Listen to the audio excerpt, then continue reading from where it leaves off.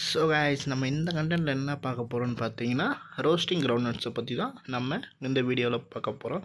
So இந்த roasting groundnuts பார்த்திங்கன்னா அதாவது சூடு பண்ணி விற்கிற, அதாவது சூடு பண்ணி விற்று அதில் ஏதாவது ஃப்ளேவர் ஆட் பண்ணி விற்பாங்க. ஸோ முந்திரி பயிரில் எப்படி அந்த அதாவது அந்த வேஸ்டடான ஐட்டம்ஸ்லாம் ரோஸ்ட் பண்ணி சேல் பண்ணுவாங்களோ அதே மாதிரி இதையும் ரோஸ்ட் பண்ணி சேல் பண்ணுவாங்க. பட் இது வந்து வேஸ்டடான ஐட்டம் கிடையாது, இது வந்து நல்ல பொருளை தான் அது வந்து ரோஸ்ட் பண்ணி சேல் பண்ணுவாங்க.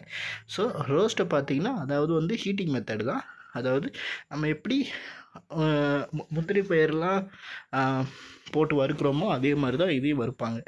ஸோ இதுக்கு வந்து ரெண்டுத்துக்கும் வந்து பெரிய வித்தியாசம் கிடையாது. And then types of roasting என்னென்னு பார்த்தீங்கன்னா, அதாவது ட்ரை ரோஸ்டிங், அதாவது ஆயிலே இல்லாமல் போட்டு ஒரு மெத்தடில் வறுப்பாங்க, அது வந்து ஸ்நாக்ஸ் பர்பஸஸ்க்காக. அண்ட் தென் ஆயில் ரோஸ்ட் வந்து அதாவது ஒரு ஒரு ஓவனில் வச்சு உங்களுக்கு வந்து குறிப்பிட்ட அளவுக்கு வந்து டெம்பரேச்சரை வந்து ஹீட் பண்ணுவாங்க. அதோட டேஸ்ட் வந்து ரொம்ப நல்லா இருக்குது. அண்ட் தென் சாண்ட் ரோஸ்டிங், இது வந்து ட்ரெடிஷ்னல் மெத்தட்.